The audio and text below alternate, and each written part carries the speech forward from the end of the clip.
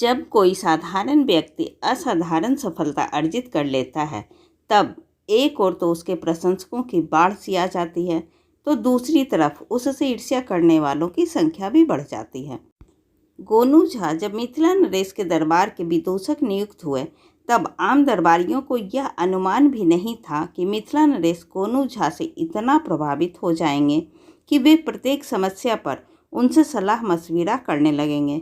कुछ ही दिनों में गोनू झा ने अपनी मेधा के बूते महाराज के हृदय में अपना स्थान बना लिया और सारे समय में उनकी राय हर मुश्किल की दवा बनने लगी। एक तरह से गोनू झा सभी दरबारियों पर भारी पड़ने लगे, जिससे दरबारी उनसे जलने लगे और हमेशा ऐसे अवसर की तलाश में रहने लगे कि कोई मौका मिले तो वे गोनू झा को महाराज की नज़रों से गिरा दें। एक बार की बात है, मिथिला नरेश बीमार पड़े। उनकी चिकित्सा होती रही, लेकिन बीमारी ठीक होने में वक्त लगा। महाराज बहुत कमज़ोर और दुबले हो गए। अधिक देर तक बैठने से वे थक जाते। दरबार में वे आते तो थोड़ी देर बैठते, महामंत्री को कुछ निर्देश देते, फिर आराम करने महल में चले जाते। एक दिन गोनू झा से बैर रखने वाले दरबारियों ने आपस में मंत्रणा की कि महाराज अभी स्वास्थ्य लाभ कर रहे हैं, उनकी स्मरण शक्ति लंबी बीमारी से छिन्न हो गई है, सामयिक बुद्धि भी मलिन पड़ गई है, महाराज अपनी बीमारी के कारण थोड़ा बहमी भी हो गए हैं। ऐसे में यदि महाराज को कोई ऐसा सुझाव दिया जाए जिसे पूरा करना टेढ़ी खीर हो, आसान तो कतई नहीं हो, और किसी तरह वह मुश्किल सा काम गोनू झा के मत्थे मढ़वा दिया जाए, तो समझो कि गोनू झा की मिट्टी पलीत होनी ही है।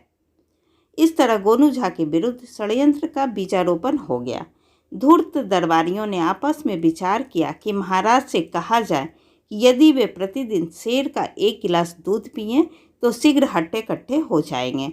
जब एक दरबारी महाराज को यह सुझाव दे तो दूसरे दरबारी उसकी हाँ में हाँ मिलाएं, और जब महाराज इस सुझाव से प्रभावित हो जाएं तो उनसे कहा जाए कि शेर के दूध का इंतजाम इस दरबार में केवल गोनू झा ही कर सकते हैं, क्योंकि पूरे दरबार में उन जैसी सूझबूझ वाला व्यक्ति कोई नहीं है। दूसरे ही दिन जब महाराज दरबार में आए, तब मंत्रणा के अनुरूप दरबारियों ने अपनी तिकड़मी योजना को अमल में लाना शुरू कर दिया।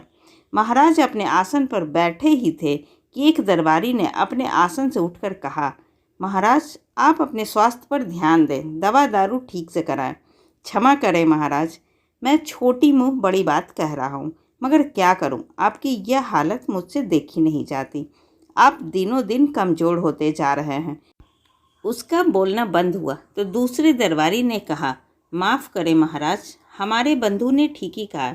मैं रोज़ सोचता था कि आपको अपने स्वास्थ्य पर ध्यान देने के लिए कहूँ, मगर साहस नहीं कर पाता था। इधर मैं आपको जब भी देखता हूँ तो तरह तरह की आशंकाएं मन में आने लगती है। परमपिता परमात्मा आपको हर व्याधि से मुक्ति दिलाएं। मगर महाराज, क्या आपने ध्यान नहीं दिया कि इधर आपका चेहरा लगातार पीला पड़ता जा रहा है।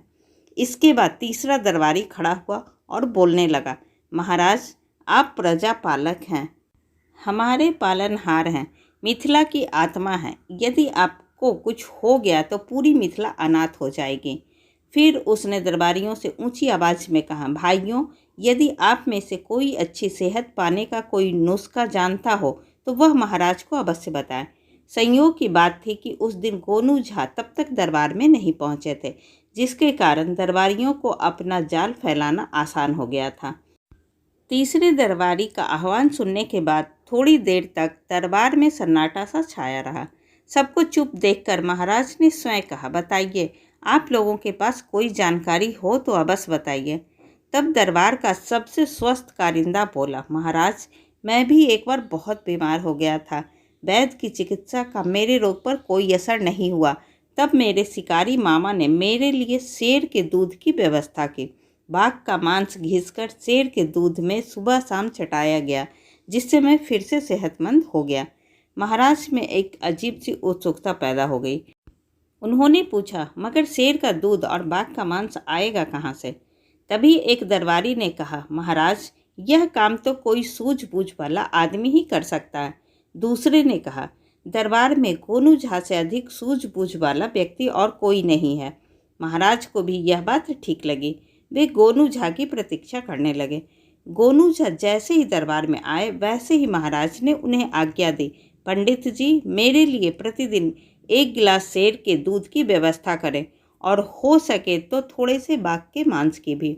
गोनू झा अचरज में पड़ गए और कुछ कहना चाहा, मगर महाराज ने उन्हें कहा, अगर मगर कुछ भी नहीं, यह व्यवस्था आपको करनी ही पड़ेगी। गोनू झा चुप रह गए, कहते भी क्या। दरबार से लौटकर घर आए तो अनमने से रहे। पंडिताइन ने उन्हें चिंतित देखकर पूछा कि आखिर बात क्या है, तो उन्होंने पूरी बात बता दी। पंडिताइन ने उन्हें कहा कि वे चिंतित नहीं हों, सामान्य रहे। आज रात में ही वह खुद इस समस्या का निदान कर देगी। गोनू झा ने पूछा कि मगर कैसे, तो पंडिताइन ने उन्हें कहा कि इसकी चिंता वे नहीं करें कि कैसे, बस कल से प्रसन्नचित होकर समय पर दरबार जाए। इसके बाद गोनू झा को भोजन करा लेने के बाद पंडिताइन एक थापी और गंदे कपड़ों की एक पोटली लेकर महाराज के सरोवर पर पहुंच गई। महाराज के कमरे के निकट पड़ने वाले सरोवर के पाट पर बैठकर वह जोर जोर से कपड़ा थापी से पीटने लगी। थापी की आवाज़ से महाराज की नींद खुल गई और उन्होंने पंडिताइन को पकड़वाकर अपने पास बुलवा लिया। पंडिताइन को देख महाराज अचरज में पड़ गए और पूछा, क्या बात है, इतनी रात को आप राज सरोवर में कपड़ा धो रही हैं?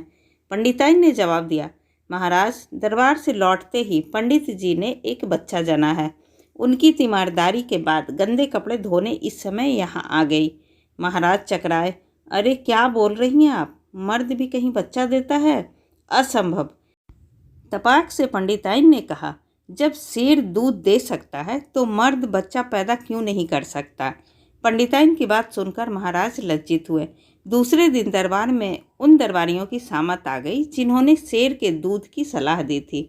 उनकी हालत देखकर गोनू झा मन ही मन हंस रहे थे। ऐसी ही अच्छी, मज़ेदार और ज्ञानवर्धक कहानी सुनने के लिए प्लीज़ आप मेरे चैनल को सब्सक्राइब ज़रूर करें। तब तक के लिए बाय बाय।